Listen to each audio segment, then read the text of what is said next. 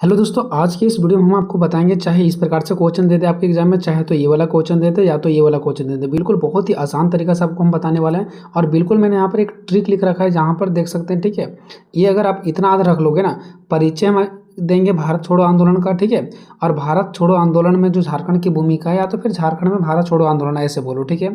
तो यहाँ पर टोटल 11 पॉइंट है, यहाँ पर देख सकते हैं। ये 11 पॉइंट को ही हम लोग लिखेंगे।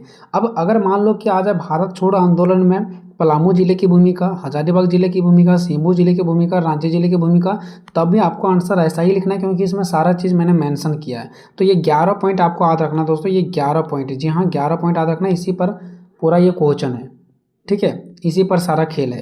तो आपको यूं ही याद हो जाएगा और हमेशा के लिए कभी फिर आप भूलोगे भी नहीं दोबारा, ठीक है। इसके पहले भी मैंने बहुत सारा क्वेश्चन आंसर करवा दिया, अगर नहीं देखें तो जाके देख लो, डिस्क्रिप्शन में लिंक है, सभी पेपर का आपको वहाँ पर मिल जाएगा लिंक, ठीक है। देखते हैं एक एक करके क्वेश्चन।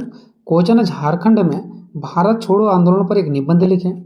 या तो ऐसे दे सकता है कि भारत छोड़ो आंदोलन में झारखंड की भूमिका का वर्णन करें, या तो भारत छोड़ो आंदोलन में पलामू जिले, हजारीबाग जिले और सींबू जिले की भूमिका का वर्णन करें, या तो भारत छोड़ो आंदोलन में हजारीबाग और रांची जिले की भूमिका का वर्णन करें।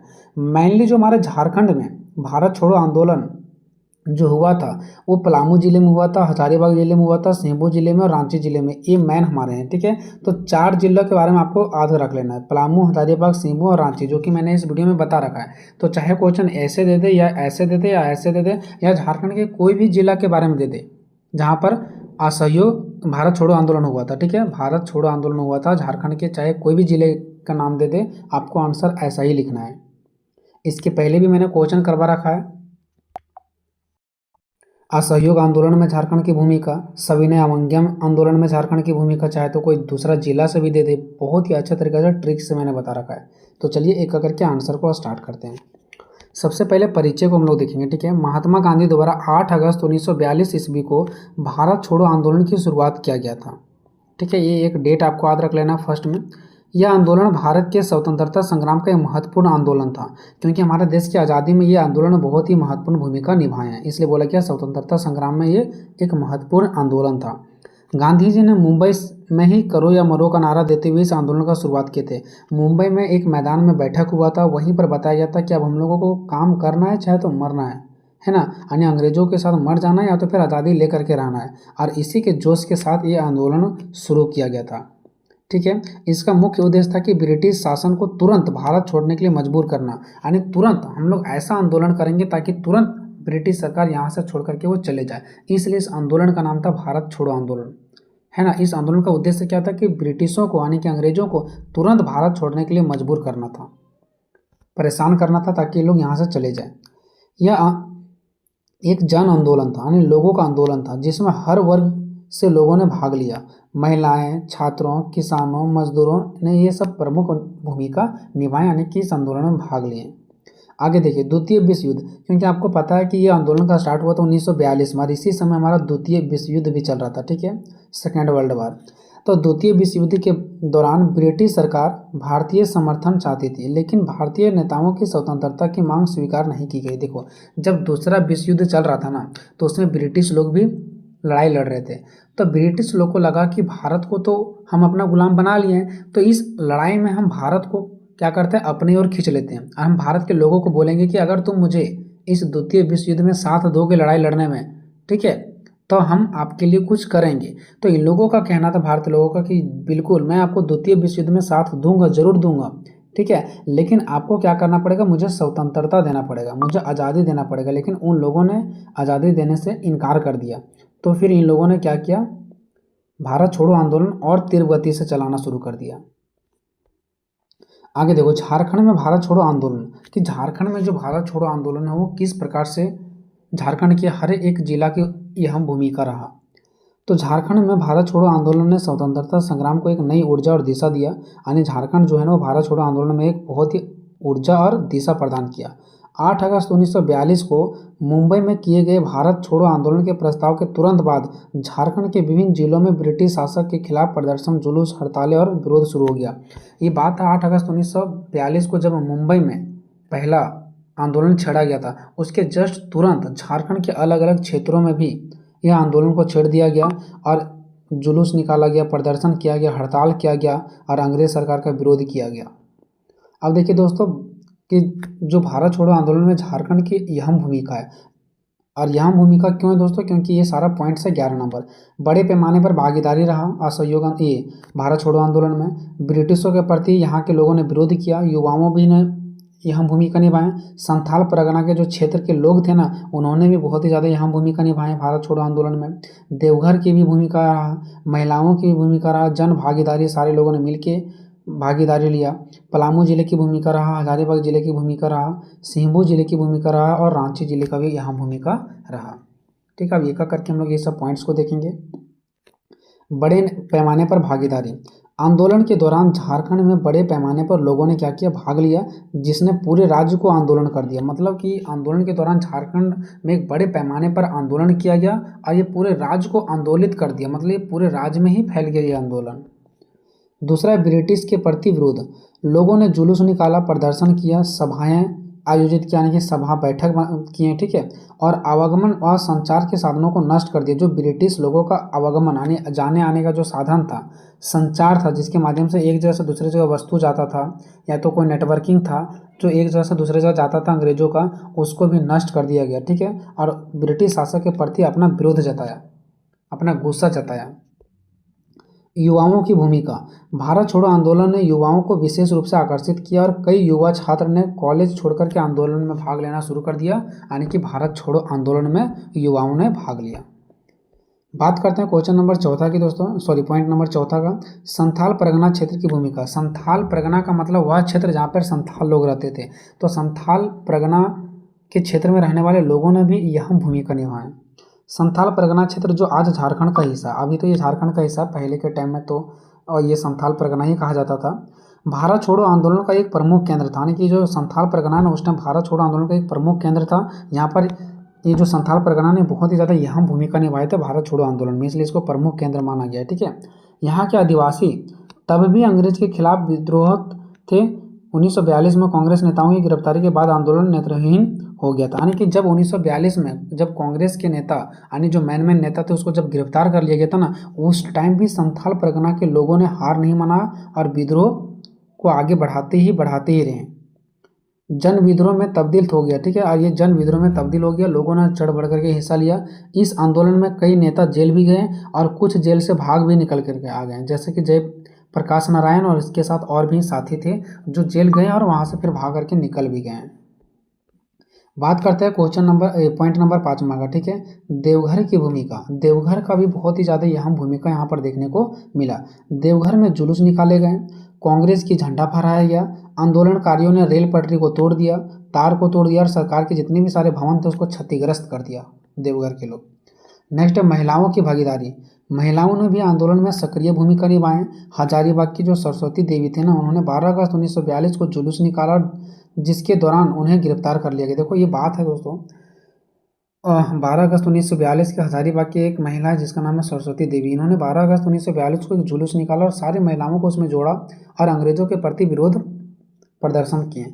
उसी के क्रम में इनको क्या कर लिया गया, गिरफ्तार कर लिया गया। आगे देखिए यहाँ पर लिखा गया जन भागीदारी। ठीक है, यहाँ के किसान, मजदूर, छात्र, आदिवासी और ताना भगत समुदाय ने सक्रिय भाग लिया। ताना भगत वाले जो समुदाय के लोग थे ना, उन्होंने भी सक्रिय रूप से भाग लिए हैं। ताना भगतों ने कर ना देने का फैसला लिया और यह हिंसात्मक विद्रोह से आंदोलन को बल दिया, यानी कि जो ताना भगत के लोग थे ना, उन लोगों ने भी सरकार को कर देने से मना कर दिया और अहिंसात्मक विद्रोह, यानी हिंसा नहीं बल्कि अहिंसात्मक यानी शांति तरीका से विद्रोह करना शुरू कर दिया महात्मा गांधी के साथ मिल करके। अब देखते हैं दोस्तों पलामू जिले की भूमिका। तो हो सकता है पलामू जिले पर क्वेश्चन भी आ सकता है। ठीक है, तो थोड़ा सा पलामू के बारे में हम एक्सप्लेन किए हैं ज़्यादा। ठीक है, अब देखिए दोस्तों क्वेश्चन चाहे किसी भी प्रकार से आ जाए, कोई जिला पर आ जाए, झारखंड की भूमिका पर आ जाए, जो मैंने आपको 11 पॉइंट बताया ना, 11 का 11 आपको पूरा लिखना है। देखते हैं पलामू जिले की क्या भूमिका। तो भारत छोड़ो आंदोलन में पलामू जिले की भूमिका अत्यंत ही महत्वपूर्ण रहा है। आंदोलन की शुरुआत 11 अगस्त 1942 को हुई, जिसमें से कहाँ पर, पलामू में, जिसमें से भरतमल, नारायण साव और रामेश्वर तिवारी प्रमुख नेता के रूप में सामने आए। इन्हें गिरफ्तार कर 6 महीने तक का जेल का सजा भी काटना पड़ा। अगर नेता का नाम अगर आपको याद रहता तो ठीक है ना, तो सीधा सीधे आप क्या लिखेंगे दोस्तों कि आंदोलन की जो शुरुआत हुआ, अगर डेट भी याद रहेगा तो ठीक है ना, तो सीधा सीधे लिखेंगे कि पलामू जिलों में आंदोलन की शुरुआत हुआ, जिसमें से बहुत सारे नेताओं को क्या कर लिया गया, गिरफ्तार कर लिया गया और उसको जेल में डाल दिया गया। नेक्स्ट, सीमेंट फैक्ट्री के मजदूरों ने भारत छोड़ो आंदोलन का पूर्ण समर्थन किया और हड़ताल की। जो सीमेंट फैक्ट्री में काम करने वाले मजदूर लोग थे ना, उन्होंने भी भारत छोड़ो आंदोलन में सहमति दी है। नेक्स्ट, छात्रों का विशाल जुलूस निकला गया, ठीक है, और कई नेताओं ने जैसे गजेंद्र प्रसाद, नंदलाल प्रसाद, दशरथ राम, रामावतारम राम, महावीर प्रसाद को, ये सबको गिरफ्तार कर लिया गया, ठीक है। नेक्स्ट है कि कई स्थानों पर सरकारी भवनों, रेल पटरी, संचार व्यवस्था को क्षतिग्रस्त किया गया। शराब की भट्टियों और बाजारों में भी आग लगा दिया गया। जो शराब का भट्टी था जिसकी वजह से अंग्रेजों को बहुत ज़्यादा पैसा जाता था, ठीक है, वो सब चीज़ को आग लगा दिया गया। नेक्स्ट है, पलामू जिले में भारत छोड़ो आंदोलन ने स्थानीय लोग यानी कि वहाँ के लोगों ने संगठित कर यानी एक साथ इकट्ठा होकर के अंग्रेजों के खिलाफ एक सशस्त्र विद्रोह प्रदर्शन किया, मतलब भारी मात्रा में बड़े लेवल पर विद्रोह किए। अब आ जाते हैं दोस्तों 9 नंबर पर हमारा हजारीबाग जिले की भूमिका। महात्मा गांधी ने भारत छोड़ो आंदोलन की शुरुआत की, ठीक है, तब हजारीबाग में भी इसके समर्थन में व्यापक जन समूह ने भाग लिया। जब ये इन्होंने महात्मा गांधी के द्वारा भारत छोड़ो आंदोलन शुरुआत किया गया, उसी टाइम हजारीबाग के लोगों ने भी इसमें व्यापक समर्थन दिए। हजारीबाग में स्वतंत्रता सेनानी सरस्वती देवी जी ने 11 अगस्त 1942 को एक जुलूस निकाला, जिसके बाद उन्होंने उसको गिरफ्तार कर लिया गया। और जब विरोध में शहर की दुकानें, जब उसको गिरफ्तार कर लिया गया ना, तो गिरफ्तार के विरोध में यहाँ के लोगों ने दुकानें जलाना शुरू कर दिया, सिनेमा हॉल बंद कर दिए। छात्रों ने उनकी गिरफ्तारी के बाद आंदोलन को और भी गति आगे बढ़ाएं, क्योंकि सरस्वती जी को गिरफ्तार कर लिया गया था अंग्रेजों के द्वारा। जिले के छात्र संगठनों और जनता ने राष्ट्रीय झंडा लेकर प्रदर्शन किया और छात्रों ने बैठक कर आंदोलन का रणनीति बनाया कि अब हम लोगों को आंदोलन कैसे करना है। ब्रिटिश प्रशासन की नज़र में हजारीबाग आंदोलन एक संवेदनशील क्षेत्र था, इसलिए यहाँ के लोगों को गिरफ्तार कर लिया। देखो, ब्रिटिश सरकार को ये डर था कि हजारीबाग एक जो है ना वो आंदोलन का एक संवेदनशील क्षेत्र है, मतलब यहाँ के लोग बहुत ही ज़्यादा सक्रिय हैं और यहाँ से उनको डर था, इसलिए यहाँ के नेताओं को ही वो गिरफ्तार करना शुरू कर दिए हैं।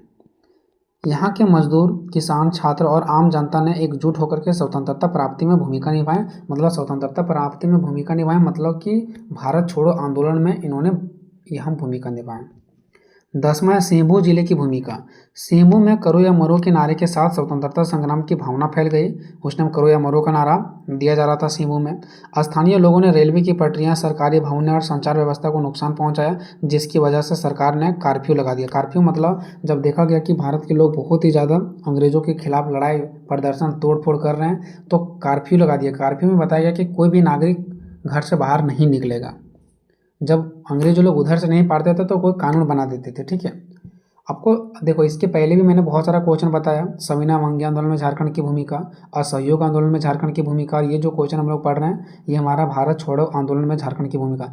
लगभग पॉइंट आपको सेम ही देखने को मिल रहा होगा, तो अगर 1-2 पॉइंट आपका इसका वाला उसमें या तो फिर उसका वाला इसमें लिखेंगे तो कोई दिक्कत नहीं है, बस आपको झारखंड में ही लिखना है, ठीक है।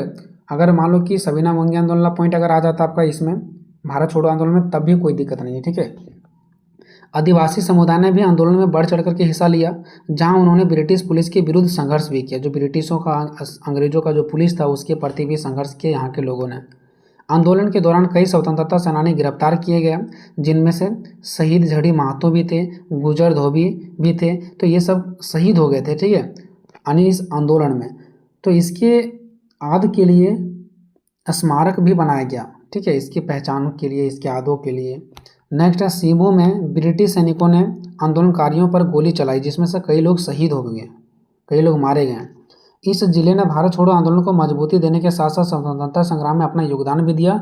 अंग्रेजों को कड़ी चुनौतियां भी यहाँ पर देखने को मिला और इनको बहुत ज़्यादा चोट भी पहुँचा। आगे देखते हैं रांची जिले की भूमिका।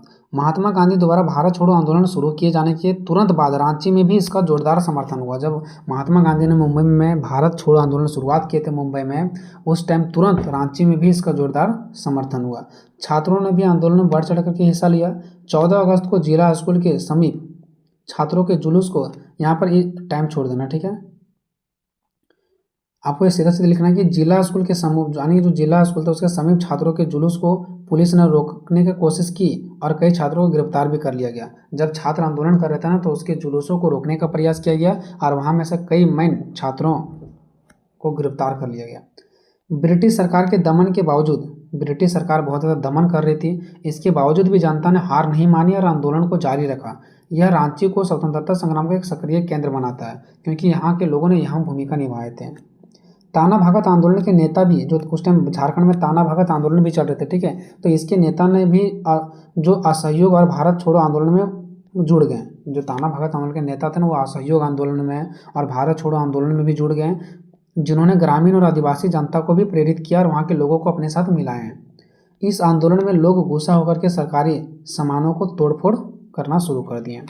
आते हैं दोस्तों निष्कर्ष पे। देखो बहुत ही सिंपल पॉइंट था, इसलिए हम ज़्यादा इसको समझाने का प्रयास नहीं कर रहे हैं। भारत छोड़ो आंदोलन में झारखंड की भूमिका अत्यंत महत्वपूर्ण रही। इसने स्वतंत्रता संग्राम को एक नई ऊर्जा और दिशा दी। झारखंड के पलामू, रांची, हजारीबाग, सिंहभूम, संथाल परगना क्षेत्र जिलों ने आंदोलन में सक्रिय भागीदारी निभाए। ये संथाल परगना एक ही है, ठीक है, जहाँ पर संथाल लोग रहते थे। तो इस प्रकार से ये क्वेश्चन खत्म होता है। तो दोस्तों बहुत ही जल्द इसका महासंग्राम वीडियो आने वाला है। वीडियो कैसा लगा कमेंट में जरूर बताइएगा। मिलते हैं नेक्स्ट वीडियो में, तब तक जय हिंद जय भारत।